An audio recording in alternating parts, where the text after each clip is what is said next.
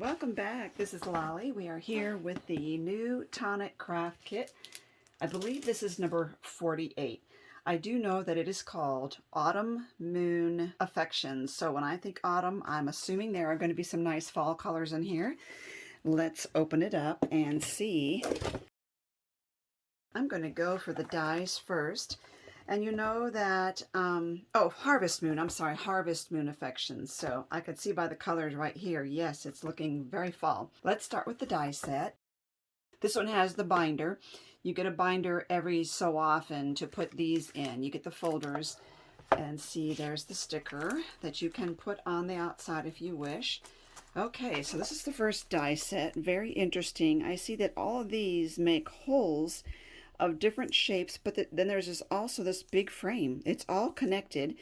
Plus there are elements within each one that can be used for decorations. Boy, that is really intriguing. We have extra holes that match these, I assume, and extra insides and decorations. Very interesting. And some words. Let's celebrate, party, you and me, and some of the sayings there. And we have some stamps for someone special, sweet little moments, you make me smile, hello my friend, a gift, lots of love, XOXO hearts, always, etc. There are several of them, and I'm seeing that they would fit into these here. So and these can be used on many cards. I mean, just look at these here. You can use those in the stamps on many cards that you are making. And let's pull out the papers, since we already see this beautiful pattern paper, double-sided.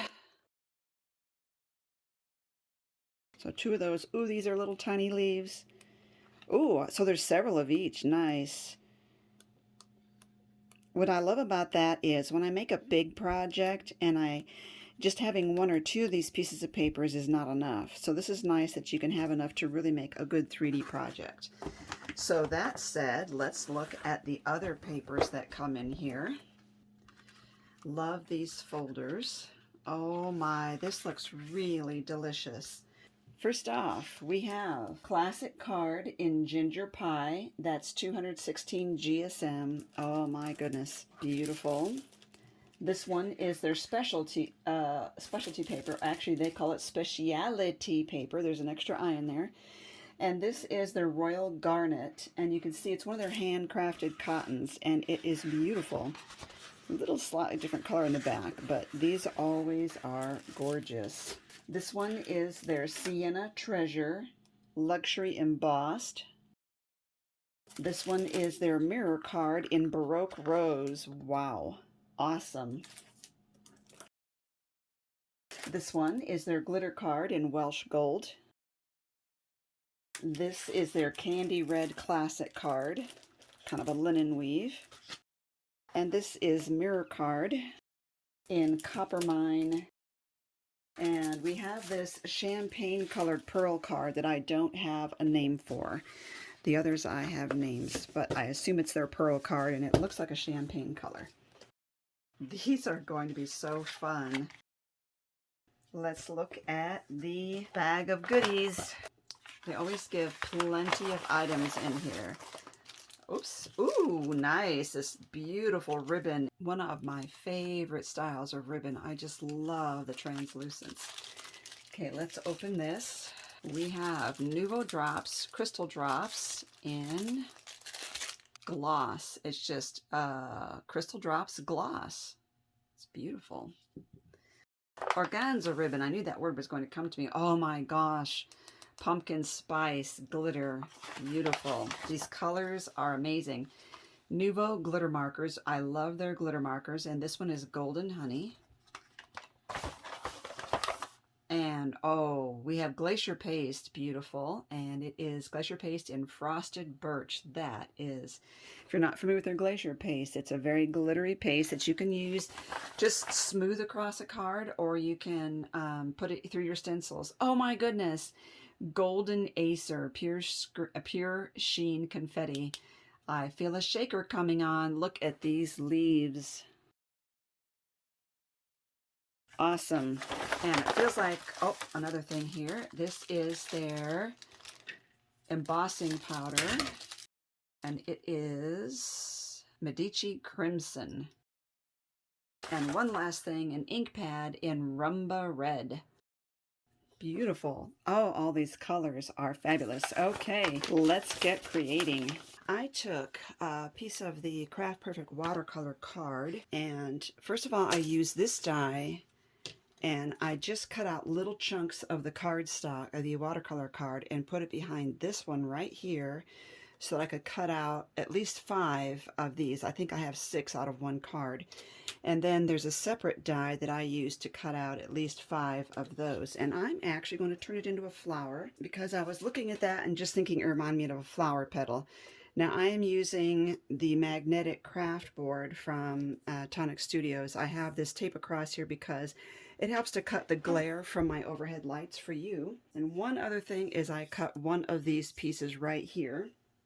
And the first thing I want to do is use the glitter marker that came in the set. So when you get these, you have to shake them really well. And then when you turn them upside down, you just, this one's already been used once, so that's why it came out so readily. So all I'm going to do now is just give us a little bit of mist with water. And I'm also going to just get my brush nice and wet.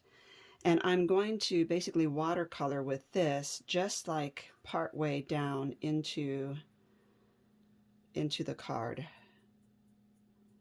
And I'm using a light touch. I'm kind of flicking, like I'm down here, and then I flick my brush up, so that by the time I hit the middle here, it's not actually touching the card. And I'm going over this part a little more just to give it some depth, some real darkness right there. I'm going to set all these aside, and so I'm doing, I only have, the project I have in mind, I only have room for 5 of the small and 5 of the large. But so what I'm doing is I'm doing like 6 of each. That way I can pick out my favorite ones. Let's get that darker right there. I don't mind if it's streaky, and as a matter of fact, that actually benefits me to have it a little streaky. Okay, I'm going to do the rest of these off camera, including the big ones, but first I guess let's do one of the big ones on camera. I'll get that wet. This needs a little bit of moisture. There, now I'm going to do the rest of these off camera. I just let these dry. They really don't take too long at all. I'll move my board back out of the glare in just a second.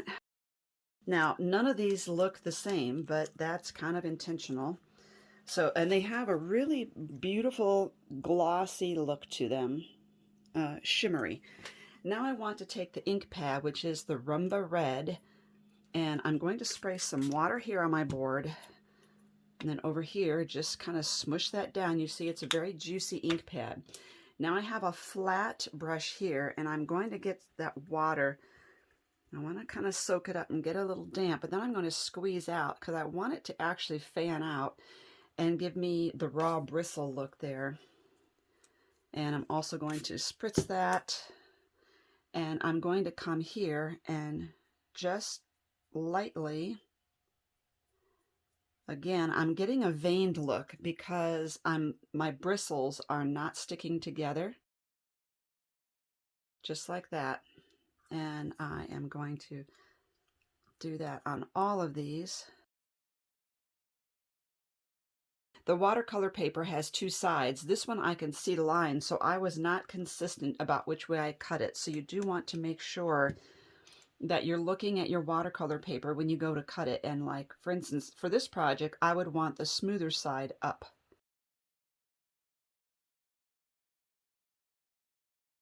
We're making up a new flower today. There's no such flower as this.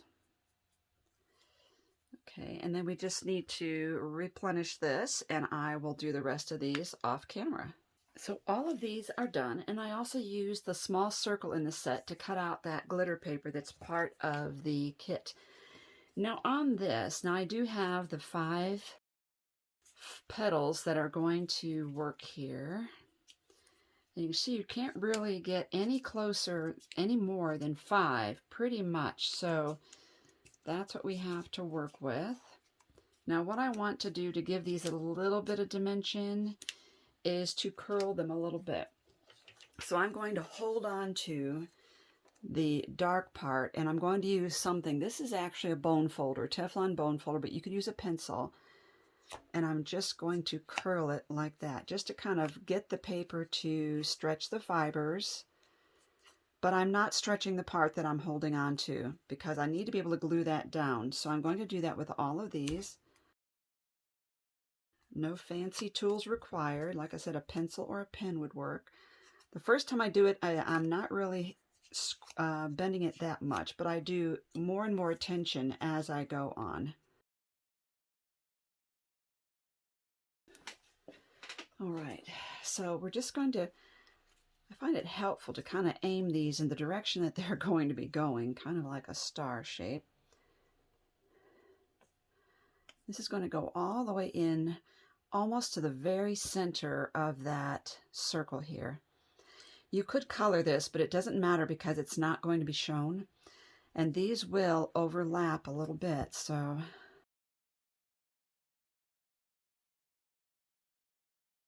Oh, another thing I forgot to do, I was planning on just putting some of this burgundy ink here, this Rumba Red, around the very, very tips of the flowers. And I can still do that after it's assembled. Isn't that pretty? And now these would be the same thing. And when you put these on, you would put them in between the other ones. And we purposefully want that to be a little shorter because that's on the inside now. You know what? Just a thought is that I should do this now before I do any more. Is that I should go ahead and get these tipped up now. I didn't think about that.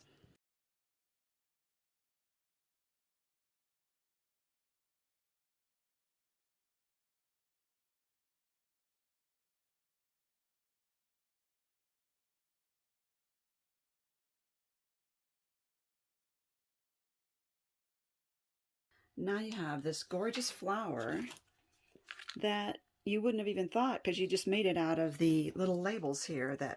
Aren't that cute? Now for this, I just want to put this in my hand or on a foam piece and just kind of take something round like a ball stylus or the end of this and get it some dimension here, because I really want that to be slightly rounded when I put that in there. And if you use foam squares, they will fit, but what I really like to do is to trim off the corners of these. And I'm thinking it might take 2 of these to it's going to take 2 of these to really get these lifted up the way I want it to be, this centerpiece here.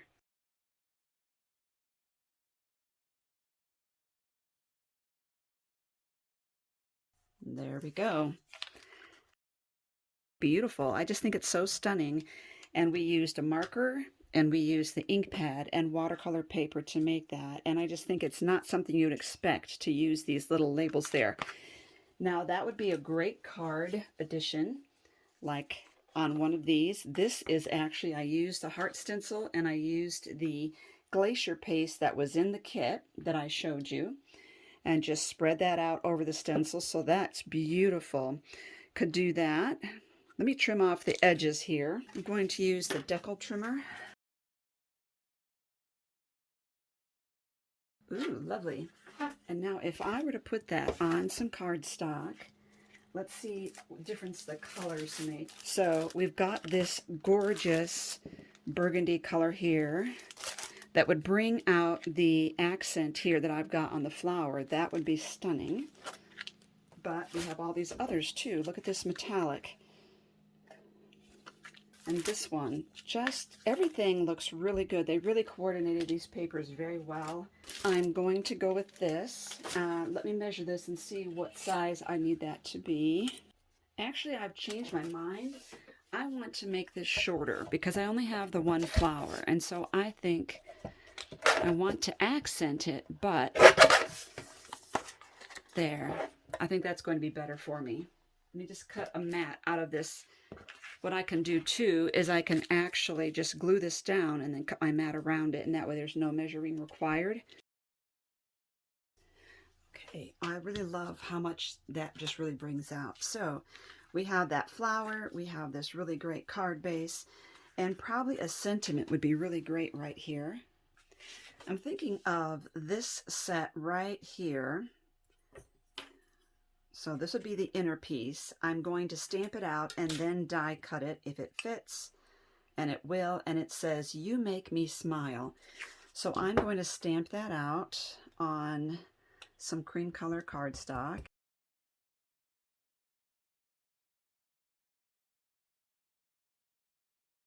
That's better. Okay, I'm going to go die cut this, and then I will also cut this out in a darker color. Okay, so I did this in the mirror card. I think I am going to put that up on foam.